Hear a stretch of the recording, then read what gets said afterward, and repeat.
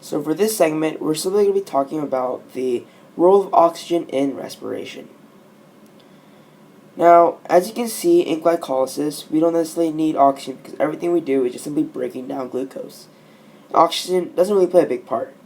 So as you can see in this section, oxygen is not that big of an issue. If there's no oxygen, it'll still work. But here's when we run into problems. At this point right there is when it stops. The reaction cannot occur further without oxygen. In humans, it's fermentation.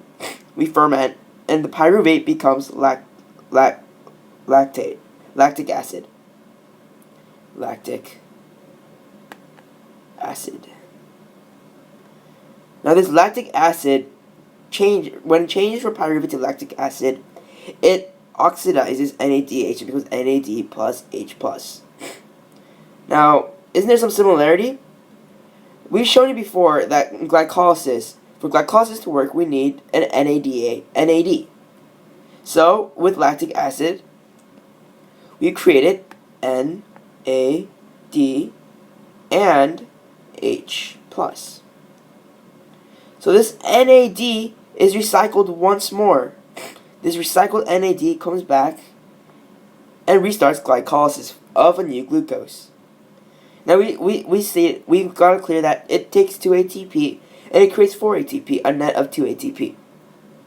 So therefore, it's a continuous cycle of glycolysis occurring, pyruvate fermenting without oxygen, and changing to lactic acid, which therefore oxidizes NADH, which becomes NAD plus H+.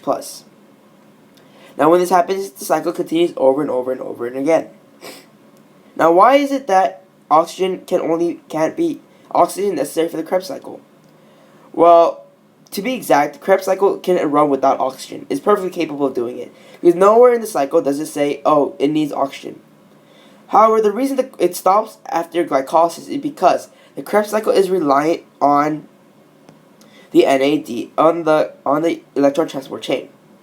Now, in the electron transport chain, it creates H2O. Now, the H2O is a vital part because the O and the H come from the Krebs cycle. However, if there is no O and H to combine, then therefore there is nothing to oxidize and nothing to reduce with. So therefore, Krebs cycle is basically just there. The process cannot occur without the process of ETC occurring. So therefore, even though Krebs cycle itself can function without oxygen, it will not be able to function if there is a lack of oxygen because ETC won't function because oxygen is vital in that stage to create H2O, as shown right here in this equation.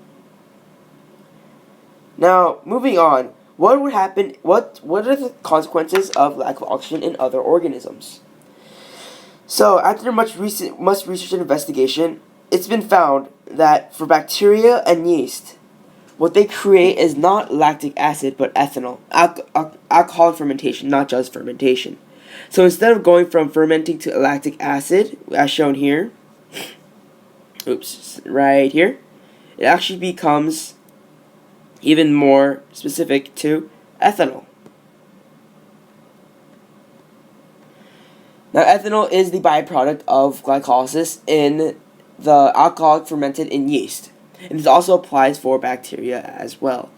So it's clear to see from here that without oxygen, these yeast, which is used to make wine, and bacteria used to make fermented wine, which is ethanol basically, is basically a process of lack of oxygen in glycolysis.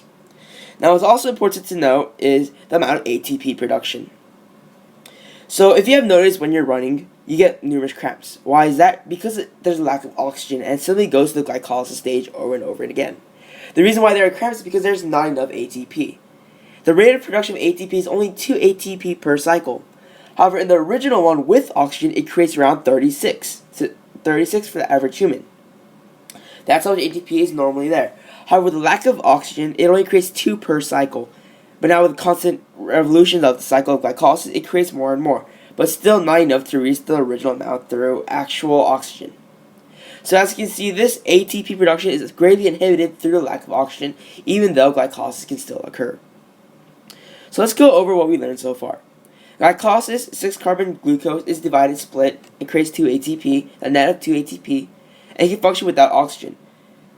Without oxygen, it goes fermentation, creates lactic acid in humans, that is ethanol in bacteria and yeast, NAD, and it oxidizes NADH to NAD plus H plus. Then this NAD goes back to glycolysis and restarts the process again, reducing the NAD and H to NADH. And the cycle starts over and over again.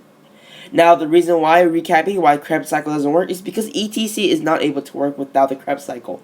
But the thing is, Krebs cycle cannot work without the ETC. The ETC oxidizes and reduces the key components that are used in Krebs cycles, basically the whole cycle over again. However, without ETC function, the Krebs cycle cannot function because the parts are not there. The oxidized NADH, the oxidized FADH is not there. The CO2 is unable to be produced because there's no oxygen from H2O and CO2 to combine. So therefore that does not work either. So as you can see, there's no O2. It stops right here. This is the point, the clear-cut point where O2 is stopped. So now let's move on to the next part. We've shown you, or it's constantly given, that the ETC in particular, why is the O so necessary? Well, through the whole process of going through the whole chain, expelling the hydrogen, going through the concentration gradient, and going through the chemiosmosis, it's all great. How the problem lies right here. Where does this O2 come from? Without oxygen, we're unable to produce H2O, which shuts down our bodily functions. That's why we also cramp up, because we are lacking the nutrients and the moisture in our muscles as well. Therefore, that's another reason we cramp up. So, as in general, glycolysis is the only stage in which it can work without oxygen, even though the production of ATP is greatly inhibited.